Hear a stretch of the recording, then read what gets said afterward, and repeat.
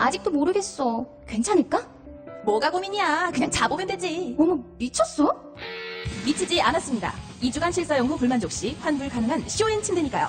고객 만족을 향한 끝없는 노력, 믿을 수 있는 딴지마켓의 신강자.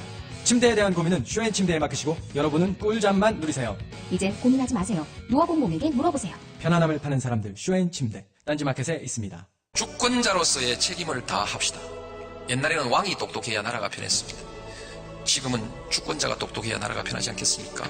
추종하는 시민에서 참여하는 시민으로 스스로의 위상을 바꿉시다.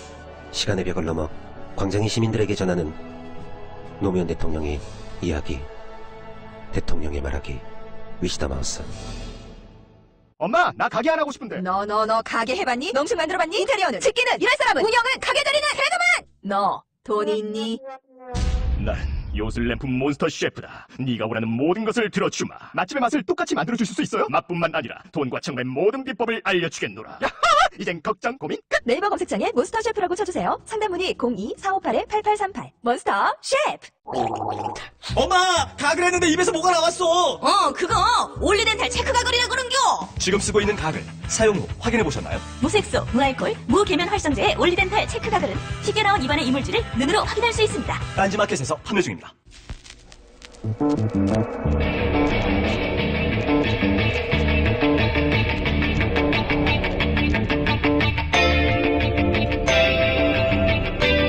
안녕하세요, 김호준입니다. 최순실 국정농단을 엄청난 속도와 강도로 수사 중인 특검을 좌절시키는 순간들이 있다고 합니다. 수사 결과에 따라 헌정사상 최초로 대통령 탄핵이 인용될지 모르는 중차대한 사건을 수사하는데 주사 아줌마 같은 대상이 등장할 때마다 특검팀 내부에선 자괴감이 든다고 합니다. 주사 아줌마 혐의는 보건범죄 단속범 위반. 이 자범 수준의 범죄에 대통령이 직접 연루되어 있는 상황. 더구나 대통령은 피곤하니까 피로회복 주사 놔줄 수도 있는데 그걸 마치 큰 죄가 되는 것처럼 군다 라고 말하는 상황. 혈액조차 2급 비밀에 해당되는 대통령이 맞는 주사가 보건범죄 단속법에나 걸릴 주사 아줌마의 손에 맡겨져 있었고 그걸 또 문제없다는 대통령에게 이게 내가 사는 대한민국의 수준인가 하는 자괴감을 느낀다는 겁니다. 그런 특검에게 한 가지 알려드리겠습니다. 다른 사건에서의 고충이었다면 아마도 소수의 검찰 출신들만 이해했을 그 특검의 괴로움을 이번 사건에선 국민 대다수가 같은 수준으로 느끼고 있다는 것. 해서 괴로워하는 특검에게 그런 말을 해주고 싶습니다. 당신들 이해받고 있다. 이번 생각이었습니다.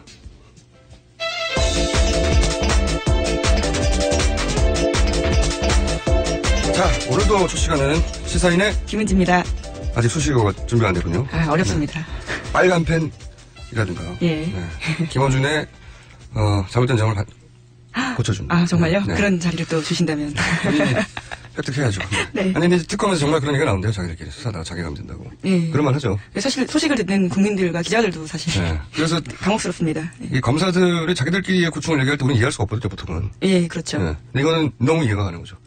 너무 소소하고 사사로워서 이 사건들이 대통령을 직접 구속시킬 수도 있는 그런 사안을 수사하는데 이거 뭐 잡범들 대한민국 대표는 엘리트 검사들이거든요. 네. 뭐 주사하지만 찾아다니고 그러면서 자괴감을 느낀다고 해요. 실제로 내부에서 나온 얘기입니다. 그런 걸 하죠. 네. 자, 첫 뉴스는요. 이 정유라 씨 관련된 뉴스입니다. 이 덴마크 경찰에 체포돼서 구금되어 있는 정유라 씨의 변호를 맡은 이 덴마크 변호사가요. 애초에 정 씨가 밝힌 대로 국선 변호사가 아니었는데요. 이 대형 로펌 소속의 에이스급 변호사라는 겁니다. 이 구금영장 심리 과정에서 이 기자들과 만나서 정유라 씨는 나는 한 푼도 없다 이렇게 밝힌 바 있거든요. 이제 그런데 어떻게 이런 대여급 변호사를 선임했고 수임료를 마련했는지 이제 지적이 나오고 있는 거죠. 이게 어제 뭐 저희가 그 거짓말을 대부분 짚고 이거 다 거짓말. 네. 죄송합니다. 인정황에 대해서 얘기했는데 이 변호사가 알고 보니까 덴마크 형사소송법 넘버원이라고요. 예. 네. 그러니까 유모와 마을관리사 예.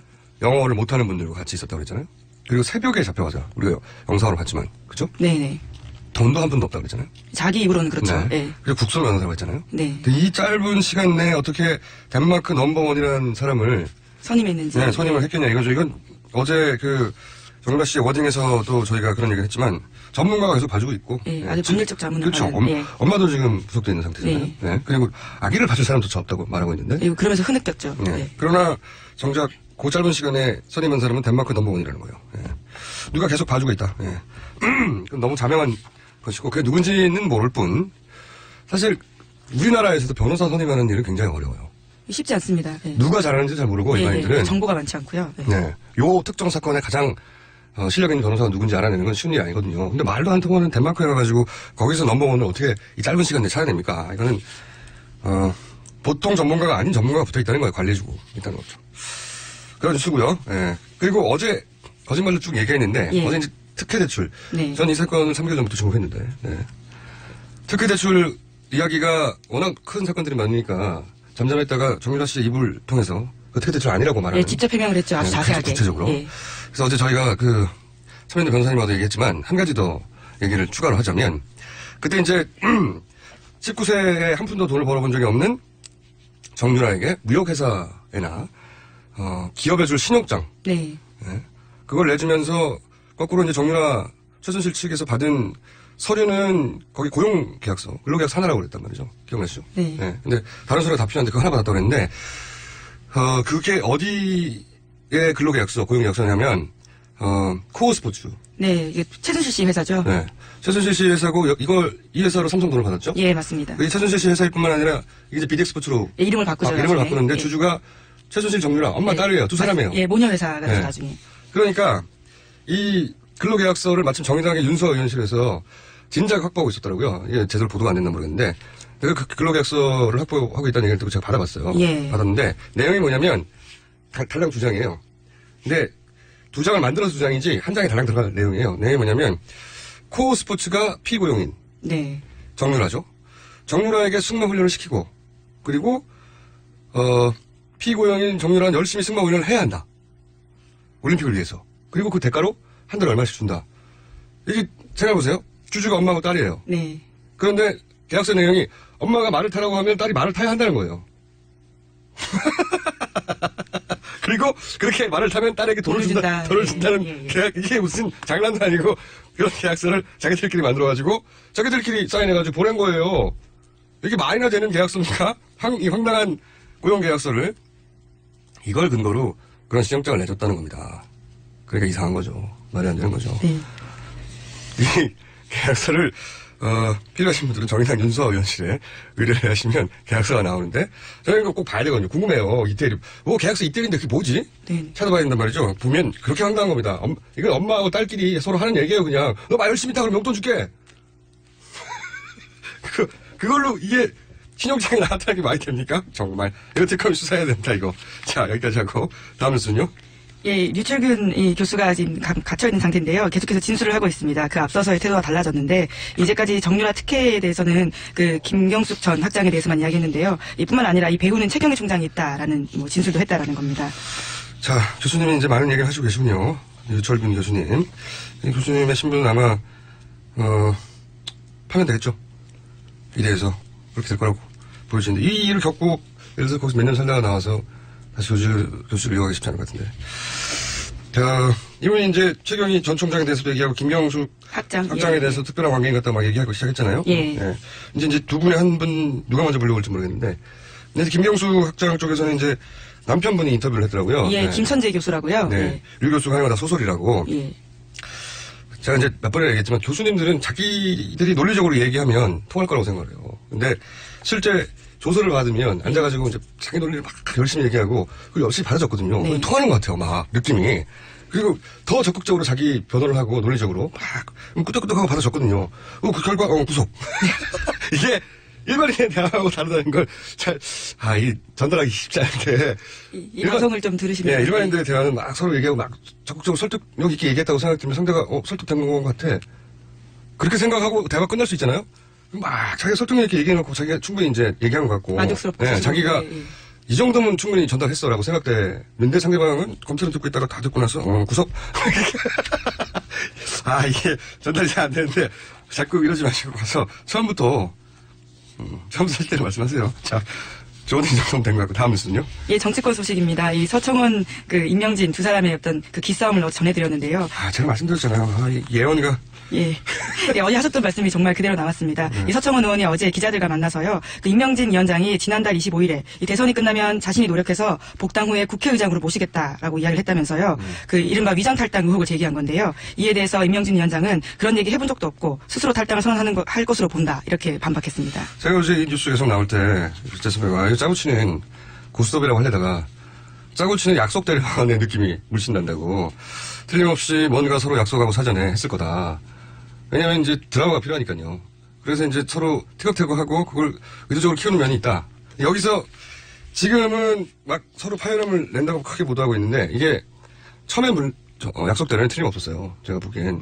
근데 이게 지금 이것까지도 약속대로인지 짜고 치는 건지 그러니까 인적 청산을 드라마틱하게 해야죠. 네. 예를 들어서 이정현 대표 혼자 탈당했잖아요. 뉴스도 안 돼요. 그러면은 새누리당이 변했다고 하는 이미지를 줄 수 없잖아요. 새누리당이 이렇게 변했어. 이런 어려운 과정을 거쳐서. 그럼 이런 드라마가 필요하기 때문에 이런 약속대련의 이제 냄새 풀풀 나는데. 근데 이를 폭로해버려서요. 예. 아니죠. 예. 여기서 이것까지 약속대련인지 아니면 이거는 약속대련을 하다가 주먹이 뺨까지 날라버린 거야. 응? 허쳐야 되는데. 그래서 화가 난 건지는 감정이 상한 건지는 어떻게 알 수 있냐. 서청원 대표가 결국 탈당을 하면 짜고 치는 겁니다. 미리 말해줬는데 그게 아니라 임명진 비대위원장이 쫓겨나면 약속대로 하다가 뺨 맞은 거예요. 네, 그렇게 미리 꼭 찍어서 연해둡니다. 자, 다음 뉴스는요? 예, 데드라인이 내일까지입니다. 네. 예, 삼성 관련된 뉴스 쭉 전해드리겠습니다. 이 박근혜 잠깐만요. 예언 예언 출연 리스트 하나 올려주시고 이거 약속대로 어떻게 바로 다음날 나와 이렇게 미락설이 뉴스를 듣고 내는 거지 저희 뉴스 공장을. 자, 저도 이 뉴스 보고 좀 놀랐습니다. 아직도 믿질 않으시는구나 제가 하는 말을 이렇게 될 거라고 하는 말을. 저희 제작진이 이제 믿어요. 하도 많이 그렇게 돼서. 안 믿는 표정들이 앞에 보이네. 자, 다음 주요. 예, 삼성 관련된 뉴스를 쭉 전해드리면요. 박근혜 대통령이 이재용 삼성전자 부회장과 독대하기 전날인 2015년 7월에 네. 이 최순실 씨의 승마협회 장악을 돕기 위해서 민간 기업인 삼성그룹 인사교체를 안종범 전 수석에게 지시했다라는 보도인데요. 이것은 안종범 전 수석의 업무 수첩에 쓰여 있고요. 실제로 이 다음 날인 7월 25일에 박 대통령과 이재용 부회장이 독대한 자리에서도 박 대통령이 승마 문제를 언급했고 실제로 그대로 같은 달에 시행이 됩니다. 인사교체가요. 이 내용은 뭐냐면 최순실 기법, 최순실 박근혜 대통령 합작 기법의 전형적인 패턴인데 일단 인사부터 해요. 그 자리를 비워놔야 되잖아. 네. 이 얘기가 뭐냐면 삼성이 승마협회 자리를 차지해야 그 자리를 통해서 최순실을 지원할 거 아닙니까? 그렇죠? 예. 그 삼성 승마협회에 원래 또 들어와 있었는데요. 거기 안에서 자기들이 마음에 들지 않은 인사들이 있다 보니까 특정 인사 2명을 찍어서 교체하라라고 했던 건데 그게 2013년에 문화체육관광부 때도 참 나쁜 사람이 있다고 하면서 2명 쫓아낸 적이 있잖아요. 그 패턴이 반복되고 근데 그 패턴은 패턴인데 이 기사의 핵심은 뭐냐면 삼성 그러니까 정유라를 지원하는 게 대가잖아요. 삼성이 내줘야 하는 대가. 네네. 그러자면 삼성이 그럴 수 있는 통로가 있어야 되잖아요. 예. 정유라를 지원하기 위해서는 대한승마협회를 완전히 장악해야 되는데 예. 거기 말을 안 듣는 사람이 있었던 거예요. 대통령이 걔를 잘라. 걔들 잘라. 그리고 자리를 비우고 삼성 사람 가. 그래서 삼성전자 전무하고 부장이 대한승마협회 갔다는 거 아닙니까? 예. 그래서 이게 대가성을 입증하는데 정황 중에 하나인데 동시에 박근혜, 최순실 합작 이때까지 수없이 보아온 그 전형적인 패턴이라는 거예요. 자리 비워, 자리 비워라. 그 자리를 왜 비워놨겠어요? 왜 대한승마협회의 부회장이니 뭐 부장 자리가 뭐가 그렇게 중요하다고 대통령이 이 자리를 비우라고 했겠어요. 이 자리가 비워야 이 자리를 통해서 정유라한테 지원을 하죠. 그 의미입니다. 네. 대통령이 정유라 지원하는 루트를 뚫어놨다, 직접. 그런데 이제 아무런 대가성이 없다고 말한다는 게 말이 안 되는 거죠. 예. 그러니까 정유라한테 돈이 가는 구멍을 대통령이 뚫어놓은 거예요. 자, 그리고 예, 뭐 이와 관련해서 이 정부 사이드 뉴스도 계속 나오고 있는데요. 이 청와대 고용복지수석실이 직접 보건복지부한테 이 삼성 합병 각본을 주도했다라는 건데요. 이에 대해서 지시한 이메일이 입수됐다라는 게 특검적으로요 뉴스입니다. 이 뉴스는 이런 얘기죠. 국민연금한테 누가 시켰냐? 청와대가 시켰다는 거죠. 국민연금이 왜 삼성 합병에 손해를 무릅쓰고 찬성을 던졌냐 찬성표를. 네. 청와대가 던졌다는 겁니다. 청와대가 시켜서 그랬다는 거죠. 그런 메일이 나왔다는 거죠. 청와대가 네. 이렇게 저렇게 하라고 국민연금에게 지시한 국민연금 자체 판단이 아니라 그런 뉴스고. 그리고 또 있나요? 관련 뉴스가 많겠죠. 예. 또 국민연금은요, 이 삼성 자료대로 이 합병 시너지의 효과에 대해서 조작하는 이 내용을 냈다라고 하는 건데요. 이 외부의 압력을 받고 삼성 의견을 상당 부분 반영했다라는 거죠. 이 뉴스는 이제 연결된 뉴스네요. 이거는 또 그렇게 청와대의 지시를 받은 국민연금이 네. 자기 논리가 있어야 되잖아요. 찬성표를 던지는데 그 찬성 논리를 삼성이 만들어줬다는 거예요. 네. 이게 완전 짜고 치는 고스톱이 너무 꼼꼼해요. 자, 대통령은 돌려받을 걸 챙긴다. 삼성 합병, 그래서 승계를 해결해 준다. 그러기 위해서 청와대에서 국민연금에 지시하죠. 그리고 국민연금에 놀리면 삼성이 제공하죠. 그리고 이제 돈을 돌려야 되잖아요. 삼성이. 최순실에게. 그 돈을 돌려줄 루트로 승마협회를 삼았기 때문에 승마협회 담당자들을 잘라놓은 거죠. 삼성전자가 들어가서 차지하고. 이거 완전 패턴이, 여기를 어떻게 빠져나가려고 하는지 모르겠어요. 저나 김현진 기자가 이 사이에 있고 우리가 했다면 우리는 벌써 구속돼 있어요. 방송을 못해요. 이미 구속돼가지고. 진작에. 너무 명확해서. 예, 증거들이 굉장히 네, 많습니다. 그리고요? 예, 게다가 여기에 국정원도 개입했다라고 하는 건데요. 삼성 합병 전에 이 안종범 전 수석에게 국정원이 국민연금 동향을 보고한 이 기록이 나왔고요. 이것은 통화를 한 음성 파일도 확보했다고 특검이 밝힌 겁니다. 그런데 여기서 또 예를 들어서 이 국민연금이 자체 기준이 있으니까 말을 안 들을까봐 국민연금 내부에서 어떻게 사정이 돌아가는지 파악해야 되니까 국정원이 동원된 거죠. 네, 성향을 파악하고 예, 분위기를 전달했다라는 건데요. 총체적인 사기극입니다. 국가기관들을 총동원해서 자기들이 국민연금 내부의 직원들이 무슨 얘기를 하는지 모르니까 국정원 동원하고 그래서 그걸 가지고 국민연금에게 그 정보를 기반으로 지시사항을 내리고 그리고 국민연금한테는 삼성이 자기 논리를 제공하고 대통령은 삼성이 돈 돌려줄 때 길을 마련해주고 네. 그런 거 아닙니까? 너무 자명한데. 자, 다음은요. 예, 게다가 이재용 부회장을 만나는 자리에서 박근혜 대통령이 다른 부탁도 하는데요. 일종의 요청인 거죠. 지난해 2월 달에 이 부회장과 만나는 자리에서 이 존 제이콥스의 신라 면세점 입점을 검토해달라라는 주문을 했다는 겁니다. 이 존 제이콥스는요, 이 김영재 성형외과의 가족 회사거든요. 이제 그러면서 박 대통령은 이 부회장과 단독으로 만난 자리에서 존 제이콥스 화장품이 품질이 우수하다 이런 칭찬을 하니까요. 결국은 이재용 부회장이 독대 이후에 이 브랜드의 이 입점을 검토하고 실제로 들어가게 됩니다. 이런 뉴스는 굉장히 부끄러워요. 이런 얘기를 쭉 하다가 그래서 이제 삼성 부회장을 만나는 자리에서 지금 뭐 삼성 승계 문제니 뭐 몇백억 얘기하다가 뚝 만난 자리에서 이 간의 숭어업 사이즈의 화장품 업체인데 그 화장품 업체가 본인을 시술해주는 의원이라는 이유로 삼성그룹에다가 이런 청탁을 하는 거 아닙니까? 여기 먼저 좀 넣어달라고. 이거는 이 사이즈가 너무 부끄러워요, 저는. 아, 정말. 이런 최하급 브로커가 하는 짓입니다, 이건. 브로커 중에서 최하급. 정말. 이게 어떻게 부끄러워서 입이 나올까요, 입에서? 예, 화장품이 품질이 우수하니까 예, 그런 이야기 하셨다고 합니다. 아, 그런 게 있군요. 예. 너무 감동해가지고 이렇게 좋은 화장품이 있을까 싶어서 삼성 이런 얘기 쭉 하려고 만난 다음에 당신들 면세점 있잖아. 거기 화장품 좀 넣어줘. 이거 아니에요. 복잡한 뉴스가 아니에요. 어떻게 이 입 밖으로 나올까요? 아무리 부탁을 들었다고 해도. 아, 정말.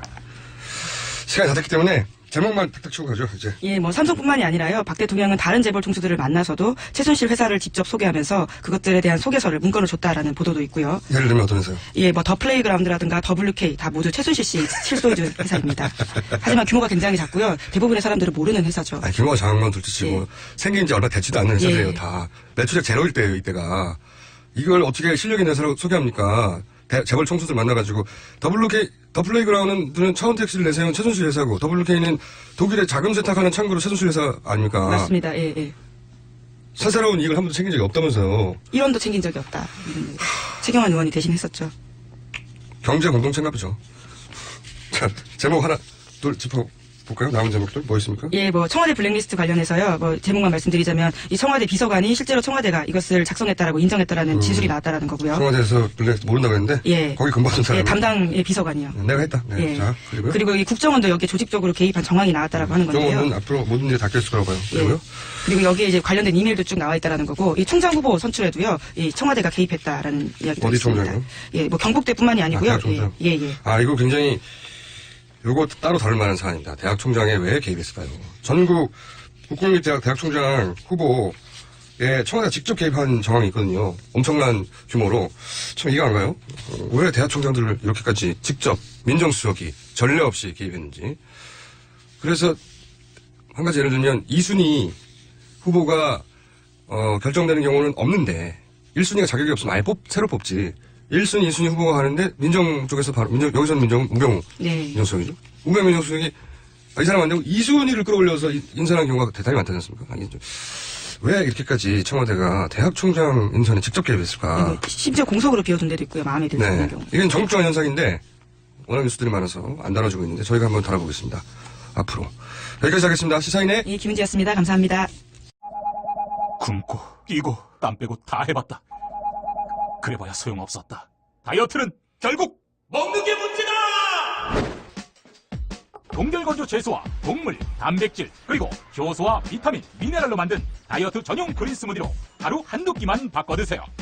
검색창에서 비타샵을 검색해주세요. 아무도 묻지도 따지지도 않고 가입하셨다고요? 보험은 너무 어려워요. 걱정 마십시오. 마이보험 체크가 도와드립니다. 1800-7917 마이보험 체크로 지금 전화주세요. 1800-7917 이미 가입한 보험이나 신규 보험도 가장 좋은 조건을 체크해서 찾아드립니다. 인터넷 한글 주소 마이보험.com 또는 카카오톡에서 아이디 검색 마이보험을 친구 추가하여 상담하실 수 있습니다. 여성 여러분, 골반이 삐딱하면 허리가 아파요. 아랫배가 나와요. 골반이 바로 서야 건강도 아름다움도 바로 섭니다. 바디로직을 입으세요. 토크밴드의 입체적인 탄력이 틀어진 골반을 바로잡습니다. 간편하고 확실한 골반 교정 타이즈 바디로직. 삐딱한 남성 골반에도 역시 바디로직. 바디로직의 효과를 못 느끼셨다면 100% 환불해드립니다. 자세한 환불 조건은 홈페이지를 참조하세요.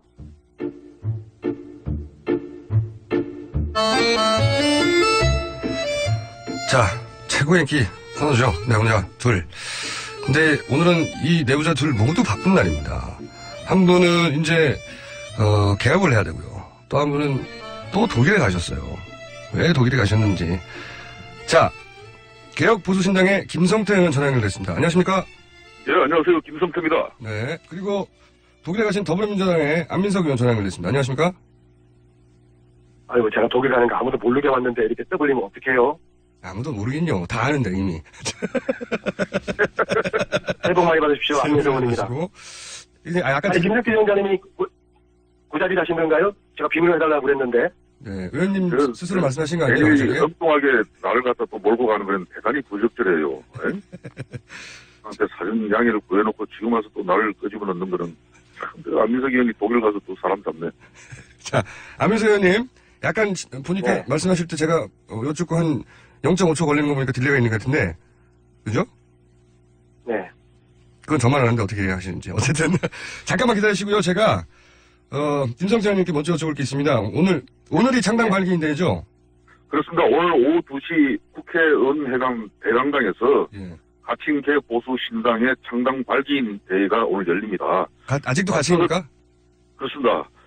턱없이 짧은 준비 시간에도 불구하고 엄선한 창당 발기인이 약 1000명이 훨씬 넘는 그런 준비 과정을 통해서 오늘 드디어 아직까지는 가칭 개보수신당입니다만 발기인 대회가 이제 열리게 되었습니다. 정당명 공모하셨잖아요. 지금 왜냐면 그렇습니다. 개보신당, 보신당 다 이상해가지고 개보당도 이상하고. 그래서 예. 공모하신 걸로 아는데 유력 후보가 뭐 있습니까? 오늘 좀 공개 좀 해주시면.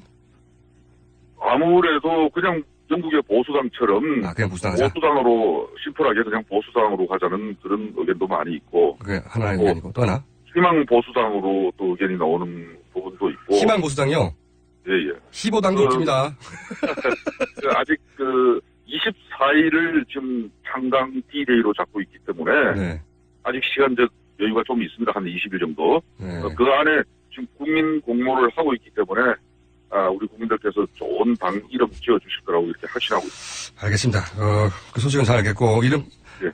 웬만한 이름으로는 이 도자고 잘 안 어울려가지고요. 예. 고생하시고. 자, 안민석 의원.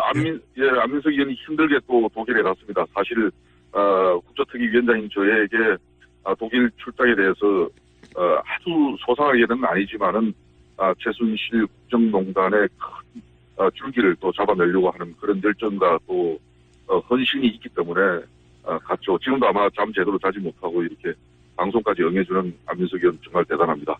네. 그러나 그 뒤에 따르는 거 없습니까? 저는 그렇게 하진 않습니다. 자, 안민석 의원님 왜 독일에 가셨어요? 살다 보수가 분열하는 거 처음 보는데요. 그건 지난주에 하셨습니다. 위장이혼이 아니기를 바라고요. 네. 아이고 제가 진짜 이게 비밀리에 지금 오느라고 왔는데 이거 참 걱정이 됩니다. 왜냐하면은 이게 다 이번에는 제가 이제 아주 돈 세탁 전문가하고 같이 왔거든요. 돈을 세탁하시려고요? 최순실 돈 세탁을 찾아내는 전문가예요. 그러니까 지금 한국에서부터 그분과 같이 가신 거예요? 아니면 독일 현지에서 그런 전문가가 합류하신 겁니까? 아니, 한국에서 예, 같이 왔어요. 같이 아하. 왔는데, 예. 왜냐하면 지금 최순실이가 독일에서 돈 세탁한 규모가 수천억에서 수조 원으로 지금 의심이 되고 추정이 되지 않습니까? 여러 수치를 하고 있습니다. 예. 워낙 이게 90년대부터 오랜 기간 세탁에 그쳐서 꽁꽁 숨겨놨기 때문에 네. 보통 일반인의 눈에는 보지도 않는다. 도저히 이거를 찾아낼 수가 없어요. 그래서 아하. 대한민국에서 최고의 돈 세탁이 찾아내는 전문가분을 모셔서 같이 와서 그리고 이제 또 이것은 은행에 자료 요청을 해야 되고 국세청으로부터 여러 가지 자료를 받아내기 때문에 이것을 이제 특검에서 조사를 해야 되는데 특검 내부를 지금 보면은 시간적인 또 인력 한계 때문에 아마 특검 기간 중에 특검이 이것을 조사하거나 수사할 여력이 거의 안 보이거든요. 그러니까요. 전문가 따서 네네.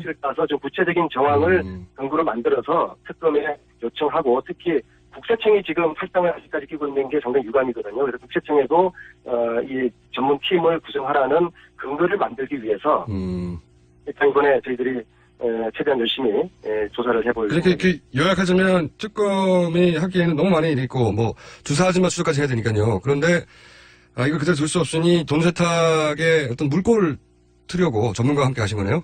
돈 세탁 그 루트를 적발해내는 물꼬를 트려고. 그러니까 이제 이런 거죠. 네, 정확합니다. 예. 예, 돈 세탁 수사를 이제 새로운 정국을 좀 이제 안민석 의원이 만들어 보겠다는 그런 강력한 의지가 있어요. 이제 말 그대로 최순실 국정게이트의 본질이 돈이거든요. 그렇죠. 최순실의 재산을 이것을 몰수하지 않으면은 최순실은 수년 내에 다시 부활한다고 저는 보고 있어요. 그런데 몰수 이전에 최순실 재산에 대한 지금 확인조차도 지금 제대로 못하고 있지 않습니까?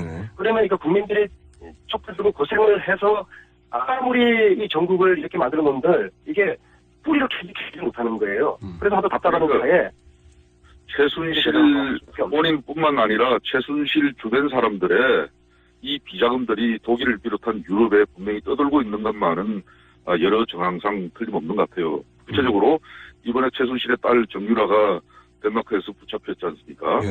지금 뭐 국선 변호사를 이렇게 이용하는 줄 알았는데 그게 아닌 로펌 변호사라는 게 밝혀지고 있지 않습니까? 그거 하나만 보더라도 상당한 하여튼 독일 유럽권에서 최순실의 자금이 바로 이렇게 자금이 동원될 수 있다는 그 반증이 되겠죠. 그런 측면에서 오랜 동안 독일을 최순실의 사실상 해외 이 포인트로 이렇게 유지된 그런 점을 본다면은 박영수 특검은 이제 한정된 시한이기 때문에 또 그 전문 인력도 가지고 있지도 못해요. 그래서 이 부분은 정말 국가적인 그런 자금 세탁 이거 수사 검증 능력이 있는 그런 쪽에서 적극적인 관심을 가져봐야 될 부분으로 보입니다. 사실은 제가 김성태 위원장님 모시고 같이 오려고 제가 위원장님께 제안을 드렸는데 위원장님은 뭐 두려워서 이렇게 손을 못 대겠다고 그러시더라고요.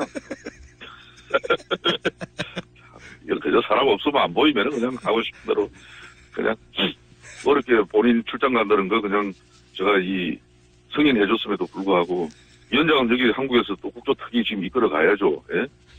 제가 같이 여기 독일 오자고 제가 분명히 말씀드렸는데 무섭다고 그러셨잖아요. 김원중 공장장. 그래도 뭐 60 넘어 사실 만큼 사셨는데 뭐가 무서우세요?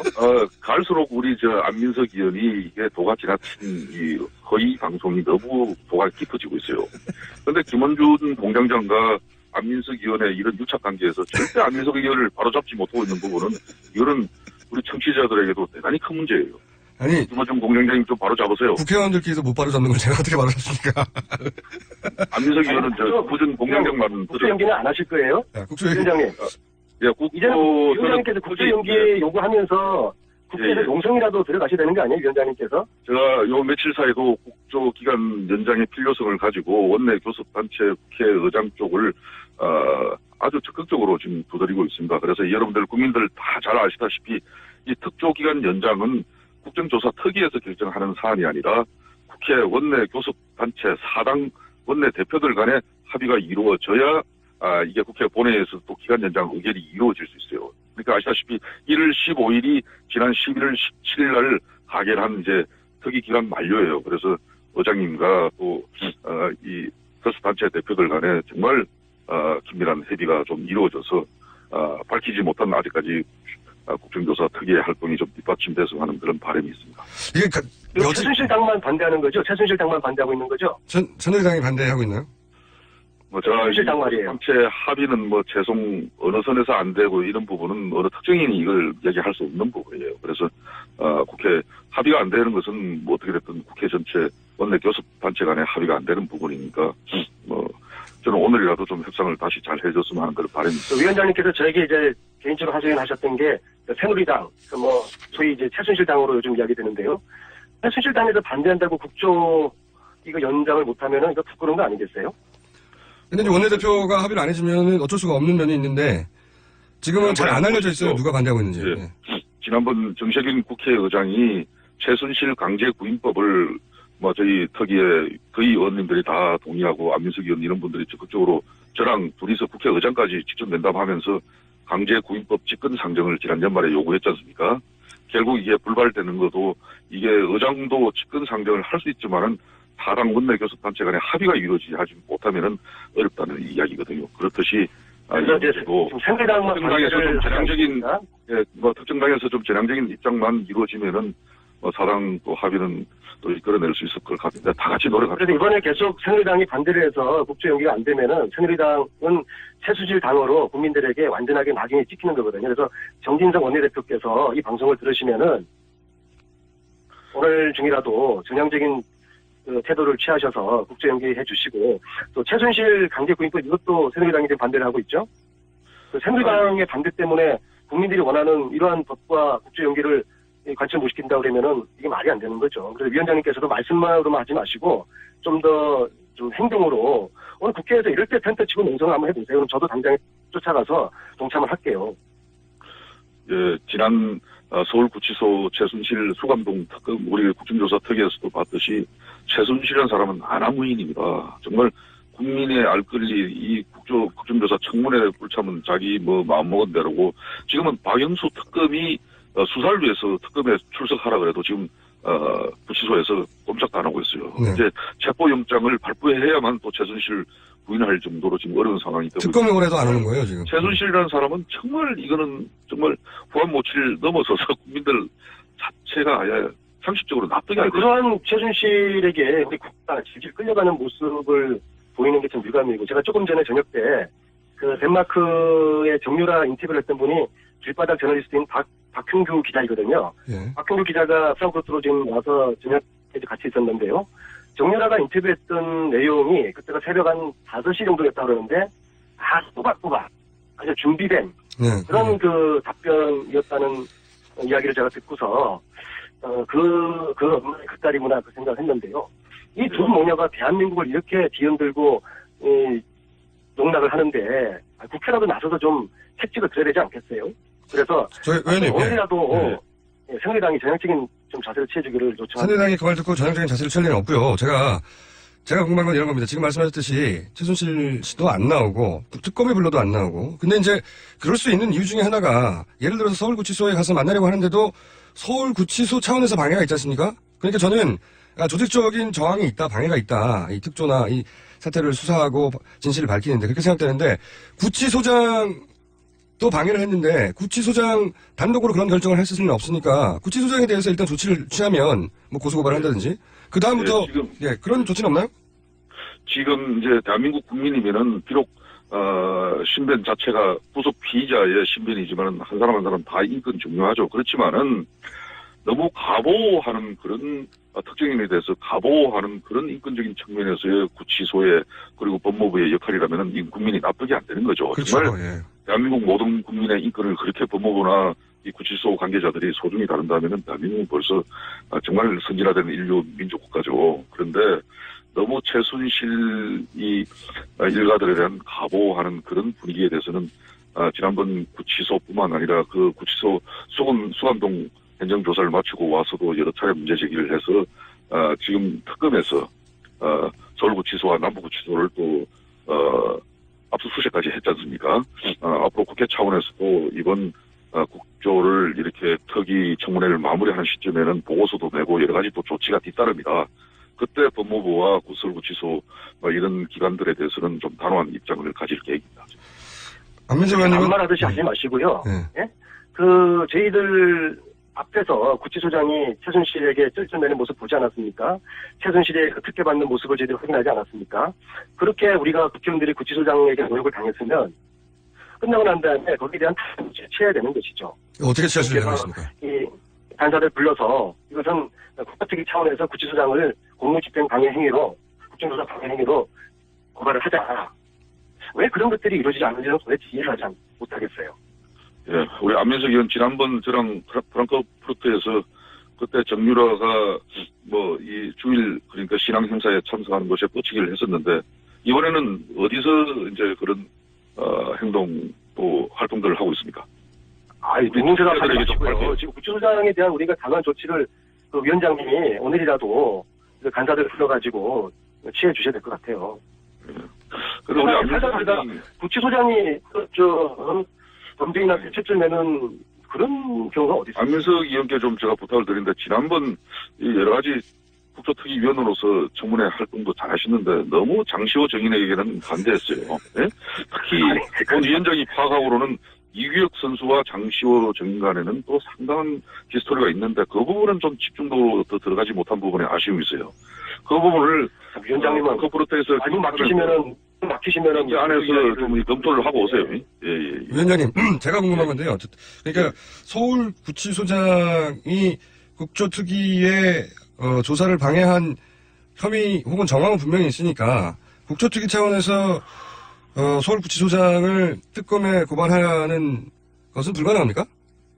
지금 현재 저희들이 국정조사 특위 활동의 가장 핵심이 이 정인들이 국회 청문회장에서 위정을 했거나 또 출석 요구를 했음에도 불출석했을 경우에는 동행명령장을 발부까지 하지 않습니까? 발부했는데도 불구하고 안 오면은 지금 이 사람들에 대해서는 벌써 이정 혐의에 대해서 특검이 좀 밝혀주고 불출석한 정인들에 대해서는 또 이번 이제 9일날 이제 최종 마지막 기회를 줍니다만은 불출석한 정인에 대해서는 강력한 기소 의견으로 고발 조치를 특검 박영수 위원장을 제가 직접 만나서 요청했고 또 그런 측면에서 촉구서도 우리 국정조사 특위 촉구서도 이미 전달을 한 바가 있죠. 그렇기 때문에 서울구치소장이 지난번 현장조사 청문회에서 보여준 그런 구속 피의자의 가보호 인권적인 문제에 대해서는 여러 형태로 짚어볼 겁니다.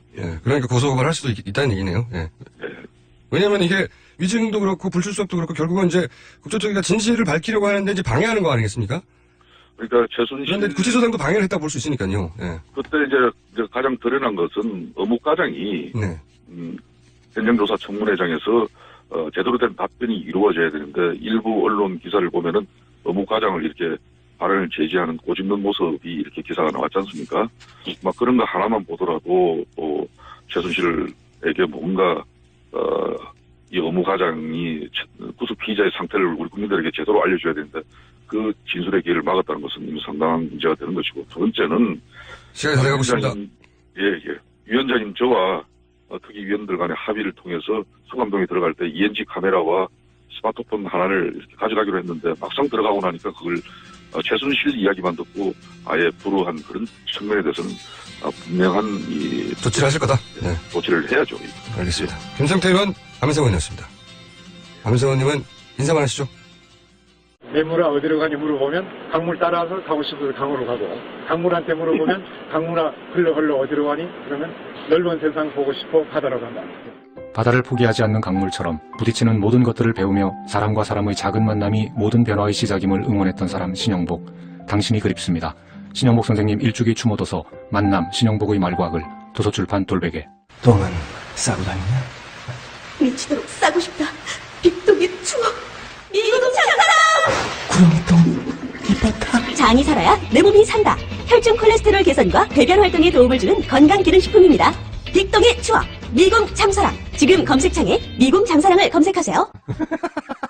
이건 제가 써보니까 효과가 있는 것 같아요. 미 항공우주국 나사에서 우주인들의 비상식량으로 쓴다는 남미 최고의 완전식품 마카 플러스 한국에서 가장 비싸고 귀한 식품이라는 산삼 플러스 거기에 한국인이 좋아하는 녹용까지 일단 이 세 가지를 모두 넣은 제품이 나온 거니까 마카 산삼 녹용 대박 좋은 건 다 있네 031-3232-2559 영암네이처 YHNATURE.com 맛있어. 너무 맛있어. 와, 아삭거리는 소리 들려? 와, 진짜 맛있다. 이 김치 어디에서 샀어? 김치 어디서 샀냐면 화 뭐? 무슨 김치라고? 그러니까 어디 김치냐면 바로 뜸들이지 말고 빨리. 도대체 어디 김치야? 화통김치. 화통김치라고. 국내산 재료로 100% 자체 생산하는 화끈하게 통하는 화통김치. 얼른 검색해서 사 먹어.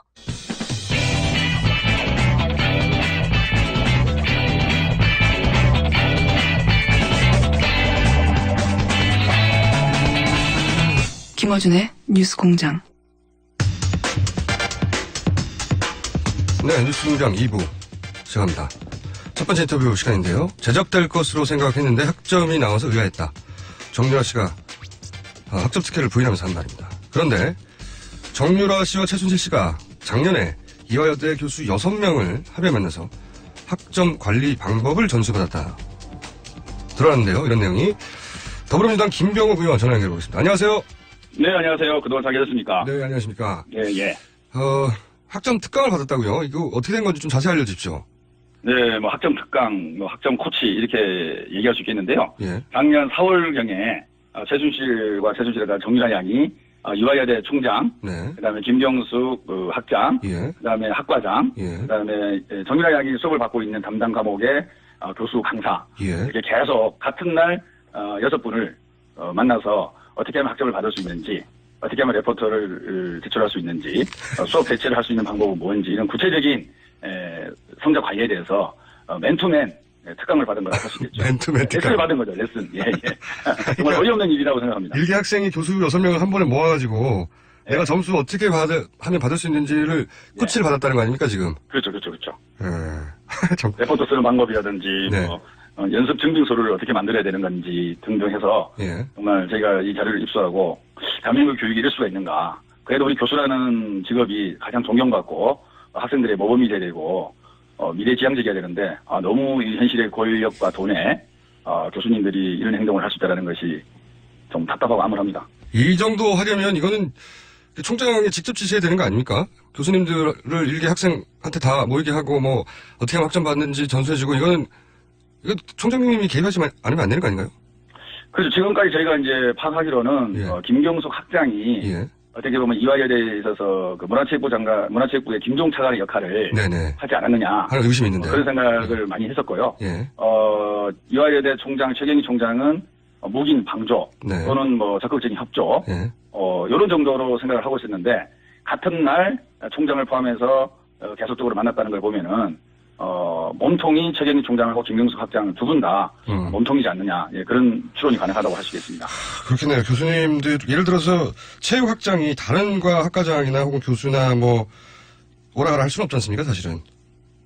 네, 뭐 가능할 수는 있겠는데요. 네. 아마 총장의 암묵적인 동의 없이 불가능하겠죠. 예.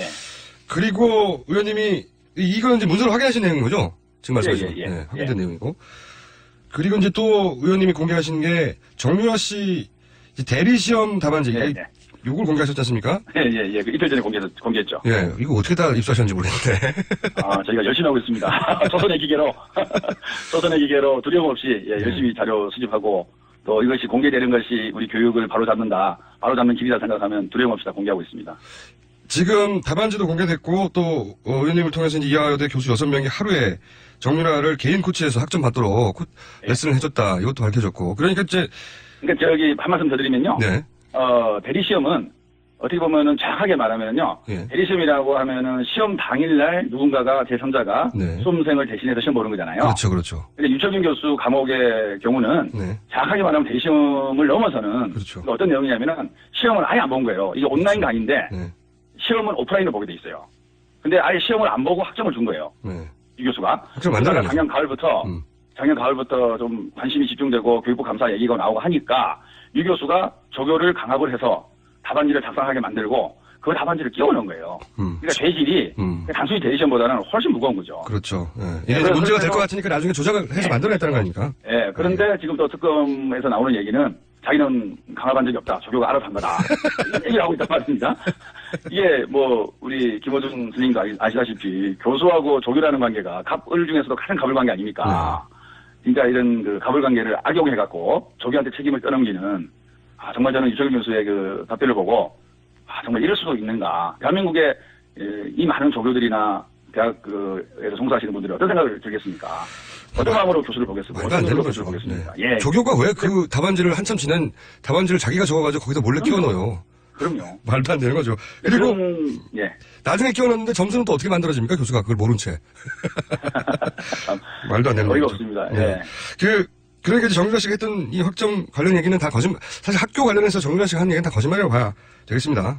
네, 그렇죠. 뭐 저희가 입수한 자료는 김명수 학장은 2번 만났고요. 네. 최경희 총장하고 다른 교수님은 이제 한 번을 만난 건데요. 네. 본인은 이제 한 번도 모른다. 그리고 네. 최경희하고 저 유철균 교수만 한 번 봤다. 이런 식으로만 이제 답변을 했거든요. 그러니까 그리고 학점에 신경을 많이 썼었고 학점을 받으려고 한국까지 와갖고 이 교수님들 다 만났다 말씀입니다. 네. 그리고 이제 교육부 감사에는 드러나지 않았지만 한모 교수님이 있어요. 신우 교수였는데. 네네. 예, 그분하고는 또 언쟁을 벌립니다. 이 교수님은 동의를 안 해준 거예요. 아, 이런 방식에. 네. 근데 교육부 감사에 빠져 있고 저희가 갖고 있는 제보가 있는데요. 예. 그 교수님은 그래서 나중에 결국에는 지도 교수를 그만두게 돼요. 이런 내용도 있고요.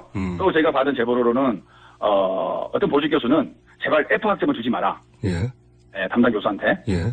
그렇게까지 협조 요청을 한 그런 제보도 있습니다. 아하, 그러니까 지금 6명은 어떻게 보면은요, 이 이화여대 전체가 조직적으로, 체계적으로, 집단적으로 정유라를 비호한 거죠. 지금 6명은 인허 그룹이 있었던 거고. 6명은 예. 제가 말이 좀 많습니다. 저도 많은데. 화가 나고요. 이해 갑니다. 6명은 그나마 적극적인 사람이었고 예. 여기에 동의하지 않거나 하는 분들도 분명히 계셨는데 교수님들이 그 있겠죠 당연히. 그런 분들은 이제 거기서 물러나야 됐고 그 자리에서. 그리고 어떤 교수님은 내가 적극적으로 할 수 없어 그러니까 그럼 F라도 주지 마라. 예. 그런 제보도 있다 이거죠. 예. 예. 아마 그게 100% 맞는 겁니다. 제가 서류를 못 내서 그렇지, 제가 갖고 있는 자료가 100% 맞는 겁니다. 예. 그러니까 지금 알려진 사례보다 더 많은 사례가 있을 수 있겠습니다. 네, 일단 주로 이제 정유라가 수강 신청을 한 과목의 담당 교수, 지도 교수를 중심으로 벌어졌으리라고 보고요. 네. 교육부 감사는 약 한 28분의 교수를 감사를 했어요. 네. 그렇기 때문에, 그리고 이제 중징계도 여러 번 내려졌고, 고발건도 있고, 수사 의뢰건도 있기 때문에, 제가 현재까지 입수한 자료는 이 정도고요. 아마 28분 정도의 교수를 감사했기 때문에 또 추가적인 자료가 나올 수 있지 않을까 또 생각하고 있습니다. 알겠습니다. 그러면 의원님이 특히 이 사안에 집중해서 관심을 가지시는 이유가 뭔지를 밝혀주시고 새로운 게 밝혀지면 그때 즉시 다시 연결하겠습니다. 왜 굳이 이 많은 그 특혜와 비리와 있는데 특히 이 2대 사건에 관심이 많으신지.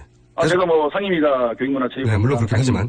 때문에 당연히 관심을 가져야 되고요. 예. 그리고 우리 교육이라는 게 결국 학생들한테 미래에 잘 적응할 수 있도록 인적인, 지적인 능력을 키워주는 거 아닙니까? 예. 그리고 그런 과정을 통해서 또 그런 과정 자체가 투명하고 민주적이고 공정해야 되는 거고요. 그래야만 그 결과에 대해서도 모든 학생들이 인정을 하게 되고 특히 우리 사회가 돈과 권력에 찌들어 있는데 교육 영역만큼은 그래도 돈과 권력으로부터 자유스러워야 되고 신분 상승을 할 수 있는 사다리 역할을 또 교육이 해야 되고 또 교육은 백년지 대계 아닙니까? 근데 우리나라 교육이 이런 정말 돈과 권력의 상징이라고 할 수 있는 최순실 정유라의 농단으로 흔들리고 있는 모습을 목격을 하게 되는 건데요. 이것이 최순실 정유라뿐만이 아니라 이와 유사한 이런 교육 농단이 아마 대학 곳곳에서 있으려고 봅니다. 정도의 차이가 있을 뿐이지. 정도의 차이가 있을 뿐이지. 어찌됐든 박근혜 최순실 정유라로 이어지는 이 정말 돈과 권력이면 다 된다. 라는 것이 교육 현장에서 통하고 있다는 이 대한민국 현실은 반드시 바로잡아야 되고 이것이 갖고 있는 상징성은 어마어마하다고 봅니다. 그리고 우리 청년들 취직도 안 되지만 취직을 하기 위해서 얼마나 학점을 따기 위해서 고생을 합니까? 우리 청년들한테 그래도 교육은 살아있다. 교육은 그래도 여러분들이 기댈 만한 언덕이다. 라는 꿈과 희망을 심어주기 위해서도 최순실 정유라 건은 반드시 진실이 규명돼야 되고 그에 따른 책임과 처벌과 징계가 내려져야 되겠죠. 그리고 이 교수님들과 이화여대가 왜 이런 일을 했는지 이거는 결국에는 어떤 달콤한 유혹이나 강압 아니고는 할 수 없는 일이거든요. 그렇죠. 보상이 있었겠죠. 당연히. 유혹이 뭐고 강압이 뭔지. 누가 했는지 그리고. 맞습니다. 네, 최순실 씨 혼자 힘으로 이거 한다는 게 말이 안 되니까요. 대학 전체로. 그리고 우리 공장장님께서도 더 좀 신경을 많이 써주시고요. 어떤 다른 우리 최순실 게이트보다 이 부분이 저는 중요하지 않느냐. 대한민국의 미래를 위해서 그런 생각하고 있습니다. 영애님. 네. 어찌나 말씀을 빨리 많이 하시는지요? 죄송합니다. 아침에 좀 흥분했습니다. 제가 다 무슨 뜻인지 이해하시겠죠? 물론 충분히 좋은 말씀이었고요. 다음 연결할 때는 저희가 시간을 정해놓고 하겠습니다. 감사합니다. 좀 더 많이 주세요. 네, 감사합니다. 다음에도 불러주십시오. 감사합니다. 지금까지 더불어민주당 김병욱 의원이었습니다. 출근할 때 보고 싶고 듣고 싶은 게 너무 많죠? 하루 딱 5분. 이제 듣고 싶은 목소리로 사장님처럼 브리핑 받아보세요.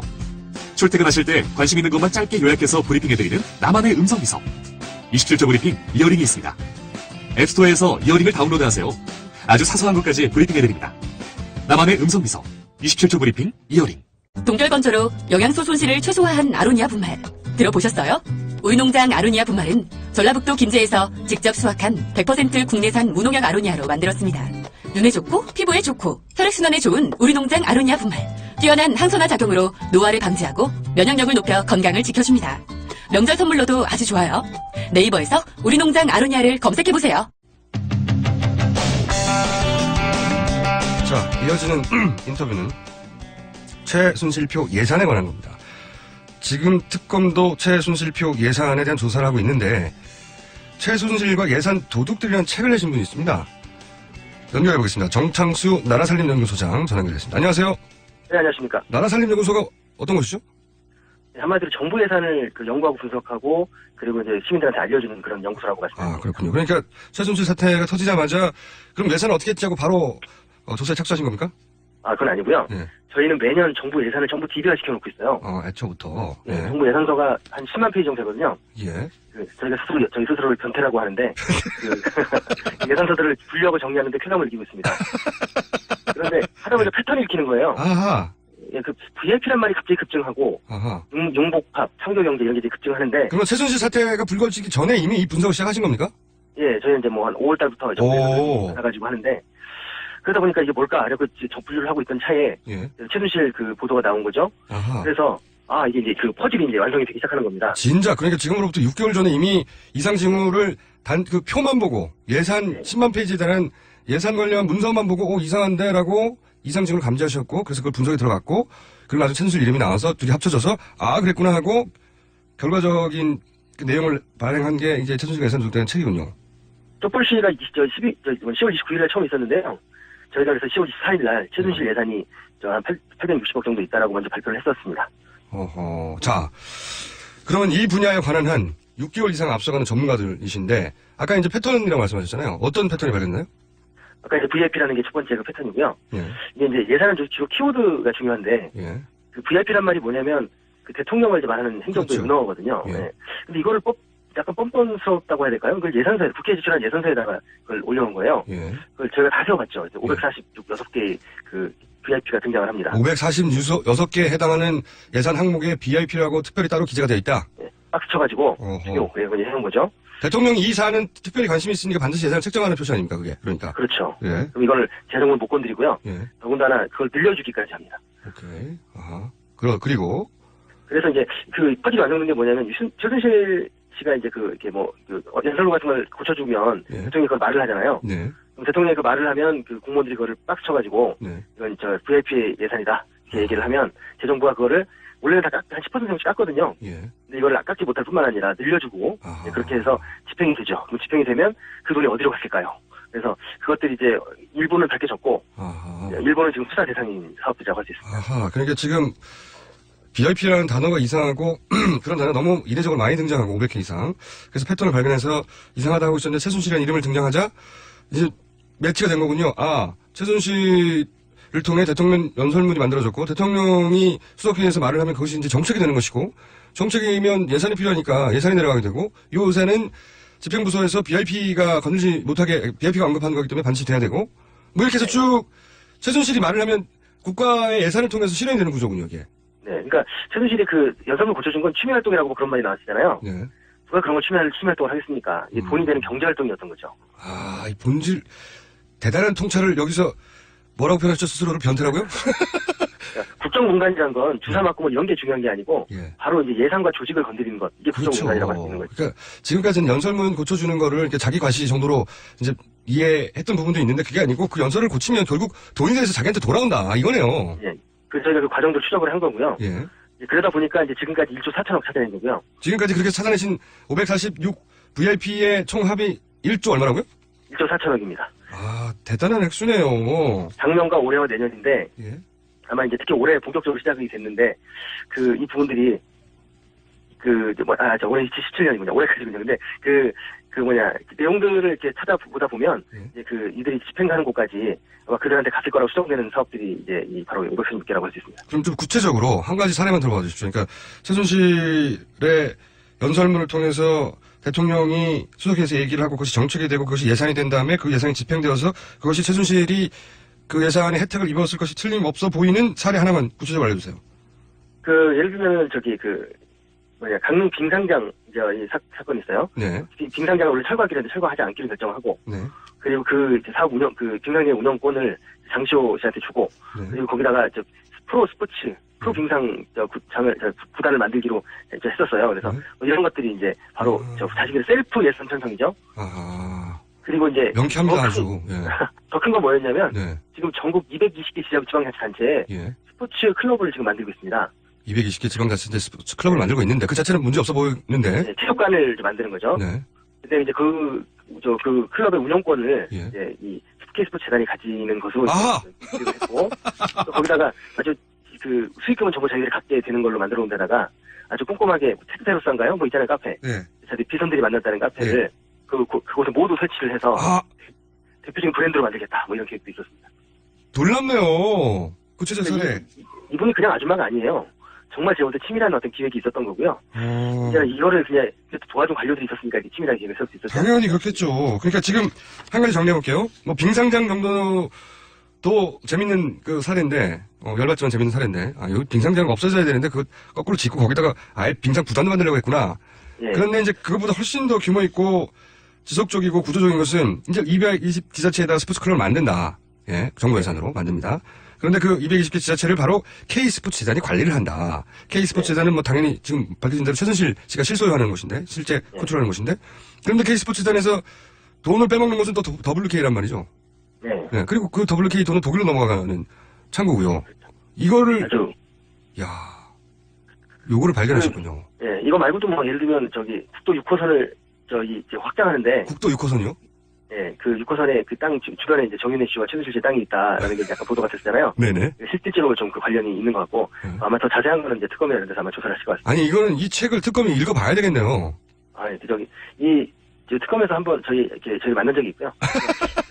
그래서 왜냐면 예산이 중요하니까 한번 알아보시려고 했던 것 같고요. 그 특검에 왔습니까?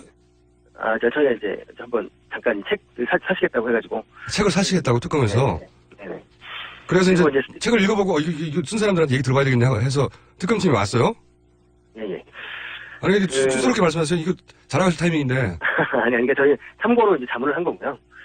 그 수사는 아마 특검이 알아서 하시겠죠. 그 이상은.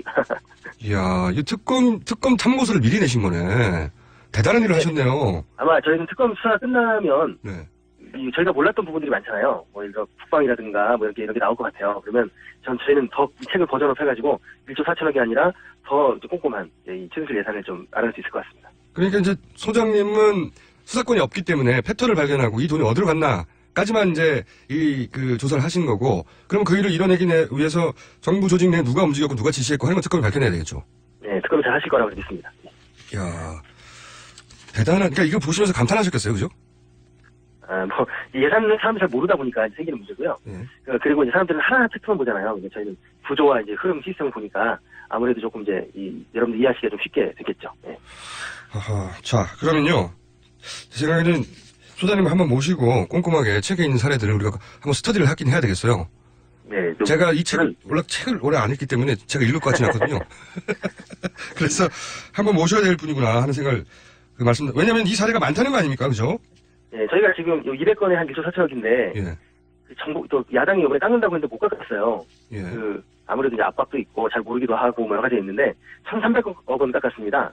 근데 당장 올해 예산에 6,500억이 편성돼 있었거든요. 그래서 그 빼면 5,200억이 남아있는 거 아닙니까? 그래서 이제 이 부분들도 앞으로 더 깎아야 되고, 그리고 더 큰 문제는 이렇게 최순실 같은 사람들이 이렇게 예산을 농단할 정도의 구조적인 문제가 있잖아요. 그렇죠. 제2의 최순실을 막기 위해서라도 여러 가지 우리 국민들이 예산을 알아야 되겠다 이런 생각. 소장님, 저희 방송에 당분간 고정해야 될지 모르겠어요.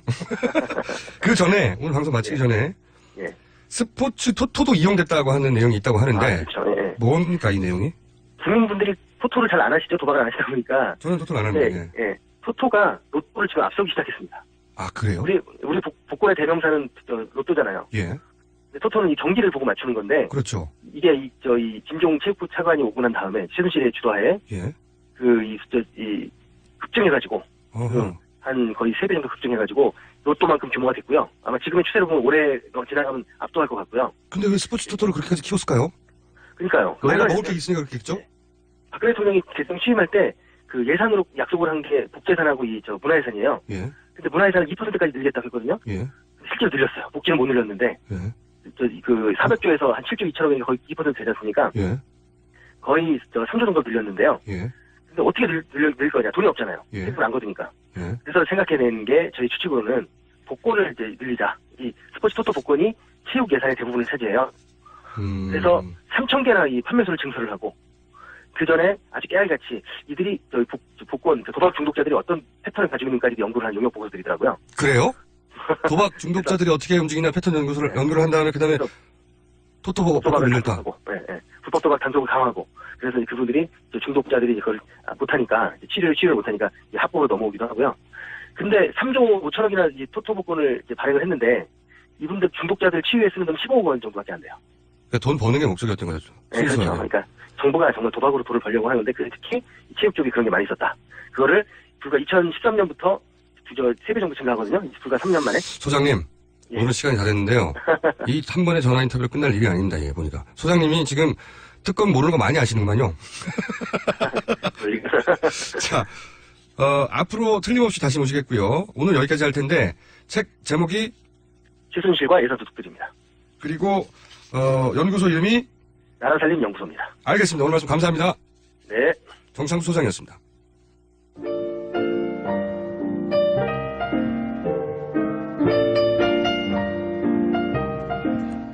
자, AS 불친절한 AS 고백합니다.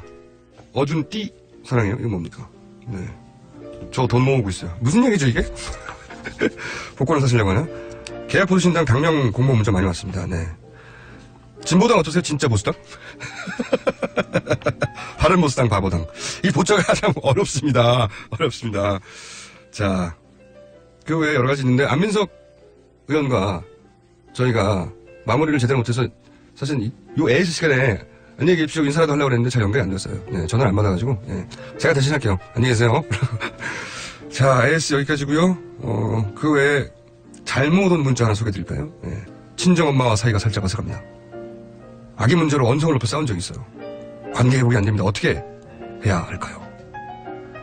이게 어디로 갔어야 했던 문제일까요? 이 시간대 이 미양 문자가 왔는데 저희가 이제 요 문자 가야 했던 곳을 찾아가지고 내일 다시 전달해 드리는 것으로. 참고로 제가 해법을 제시해 드릴까요? 네. 안 되겠습니다. 그건 네. 가족관계가 파탄날 수 있기 때문에 여기까지 하겠습니다.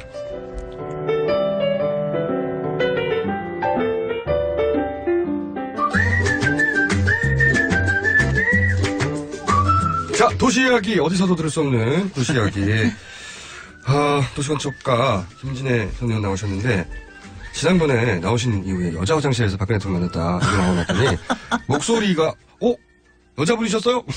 난 정말 이건 좀 심하죠. 제 이름이 끝에 애자가 들어 있습니다. 애자. 사랑 애자입니다. 열정 애자이기도 하지만 사랑 애자가 들어 있습니다. 아니 어떻게 근데 제가 이 얘기는 네. 평생을 들어왔기 때문에 목소리가 좀 허스키 하시고 네. 그리고 방송을 통해서 들으면 좀 헷갈릴 분도 있을 수도 있어요. 근데 약간 중성적인 목소리뿐만이 아니라 그런 것 같아요. 제가 얘기하는 주제도 그렇고 또 제가 얘기하는 게 아마 그런 얘기는 많이 들어요. 그러니까 여자 같지 않게 얘기한다. 원래 굉장히 터프하게 얘기한다. 학창 시절에도 남자만 있는 학교를 가셨잖아요. 제가 남자 화장실만 보기도 했고 들어가 보기도 했고. 왜냐하면은 당시에 서울 그 공대에는 여학생이 없었기 때문에 그 얘기 제가 들은 적이 있는데. 네, 제가 7년 만에 첫 여학생이었고 그래서 아주 터프하게 보냈죠. 내가 남자의 세계는 속속들이 알고 있습니다. 그래서 여자 화장실이 없어가지고 어떻게 해결하셨어요 그때? 그러니까 남자 화장실도 들어가고 여성 화장실도 가고 남자 화장실도 들어가고 그러니까 이 얘기는 화장실 2탄 3탄으로 또 가겠습니다. 오늘 여기 얘기하다가는 또 재밌어가지고 안 되니까. 어쨌든. 근데 잊지 말아 주십시오. 저는 여자입니다. 네, 굉장히 패셔너블한 매력적인 여성이라는 거. 근데 진작부터 약간 이렇게 중성적인 매력 때문에 여성들 사이에 인기 많으셨죠? 제가 그런 얘기. 제가 글쎄요, 그 걸크러쉬 같은 매력도 좀 있죠. 남자들 박살내고 그러니까. 그런 거 좋아하죠. 자, 오늘 근데, 대학교 얘기를 좀 해볼까 합니다. 대학교. 글쎄 말이죠. 갑자기 튀어나온 얘기가, 민정수석이, 각 대학, 국공립대학, 총장 선거에 개입을 했다는 얘기가 나왔어요. 네네. 아주 뭐 쉽게는 블루 리스트라는 제목으로. 그래서 이게 이제 그러니까 김영한 전 민정수석의 업무 수첩에서 나온부터 이제 이게 나온 거죠. 그래가지고 이제 근데 실제적으로는 지금 한 15개 대학 정도에 뭐 이런 거예요. 그러니까 대개 다 선출을 이제 교수나 그 안에 평의에서 해가지고 올리지 않습니까? 1순위, 2순위. 1순위, 2순위, 3순위 뭐 이렇게 해가지고 올리는데 1순위는 다 떨어지고 2순위가 되거나 아니면은 뭐 한 2년, 3년 제일 좀 긴 데가 공석으로 해버리던가 이런 식이거든요. 근데 최근에 이해할 수 없는 거죠, 이게. 경북대 어저께 얘기 나온 블루리스트가 경북대 같은 경우에는 1위 했던 사람이 떨어져. 그러니까 그걸 이제 임명을 안 하고 있어서 다시 추천을 하라고 그랬는데 똑같은 사람이 1위로 다시 올라갔어요. 근데 이 사람을 안 하고 2위 한 사람을 해버렸어요. 해버렸어요. 그러니까 이런 거는 정말 이상한 거죠. 진짜 이상한 거죠. 청와대가.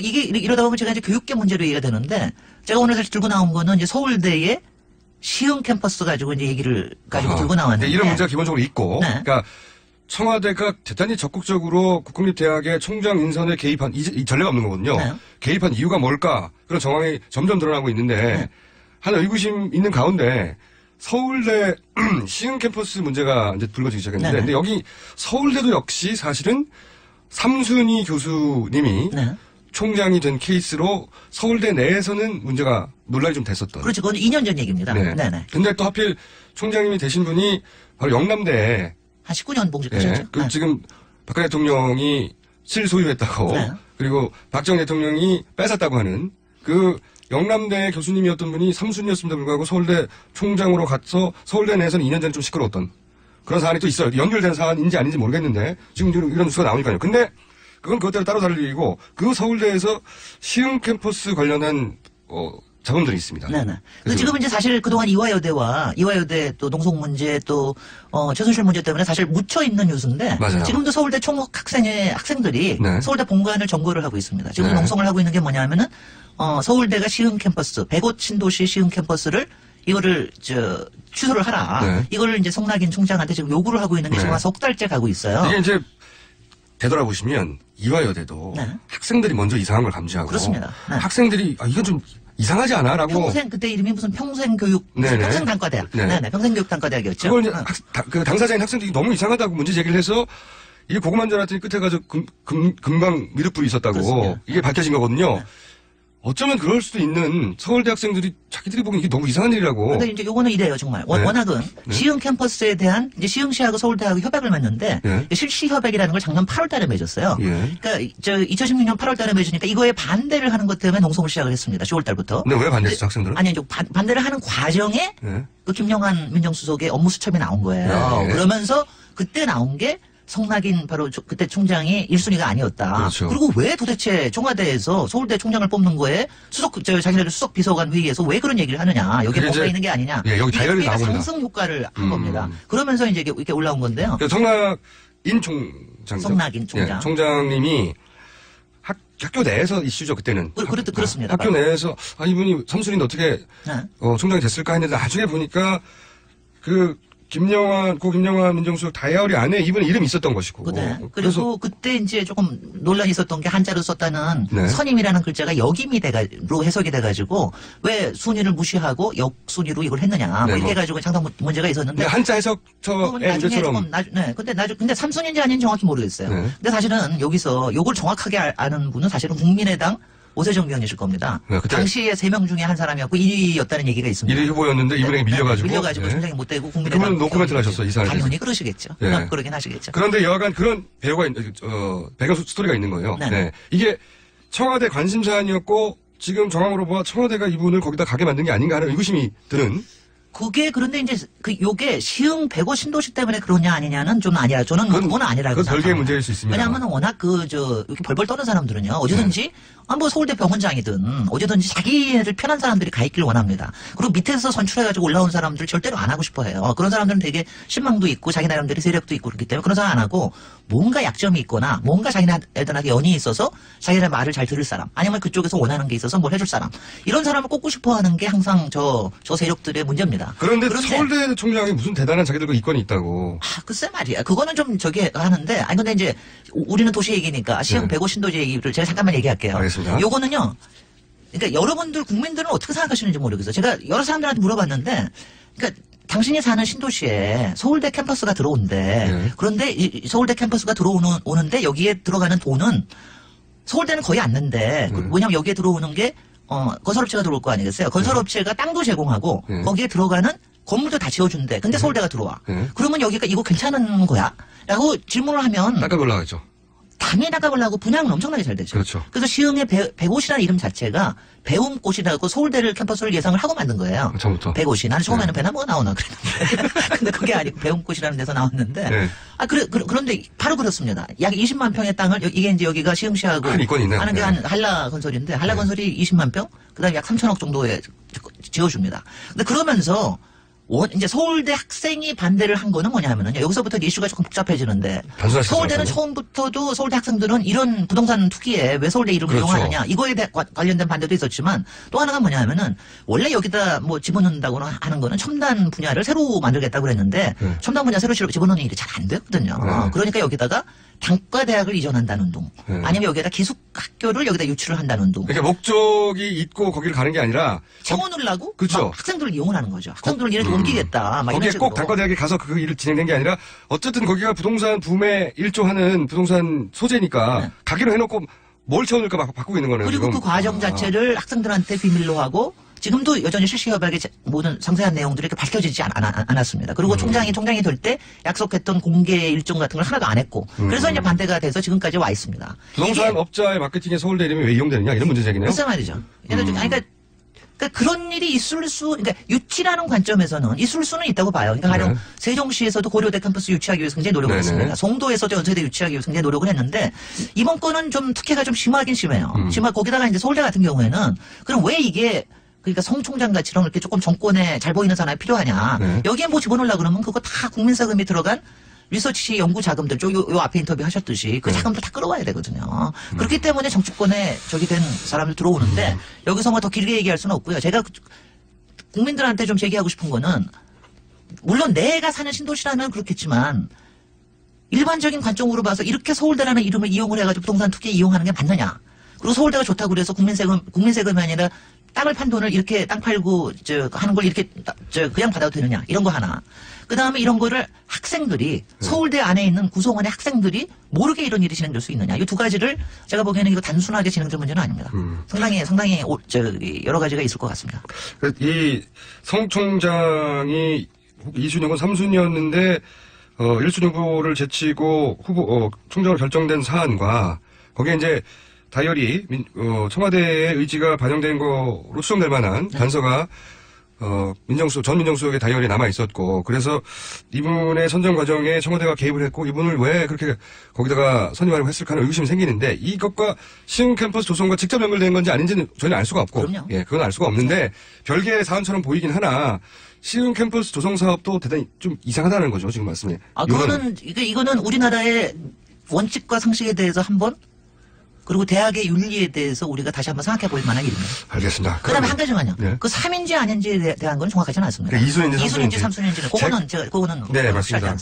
확실하지 않습니다. 제가 들은 제보 중에 하나는 3순위였다는 얘기도 있고요. 네. 뉴스에 나오는 건 되게 2순위라고 많이 나오는데 1순위는 아니었다라고만 이렇게 나왔습니다. 그러니까 2순위든 3순위든 중요한 건 당연히 대부분 1순위가 되는데 이분을 제쳤다는 거고. 아니 이건 독재 정권 때도 그랬어요. 항상 1순위를 총장으로 했습니다. 그렇죠. 당연히 그런 거지. 대학에서 소수를 뽑아서 왔는데. 박근혜 정권이 되게 웃기는 거예요. 진짜 자 1분 남았는데 왜 특별한 이권도 없을 것 같은데 대학 총장 인사를 이렇게까지 개입을 했을까요? 아니 굉장히 적극적으로 개입을 했어요. 난 이해를 할 수가 없어요. 저도 이해가 안 가요.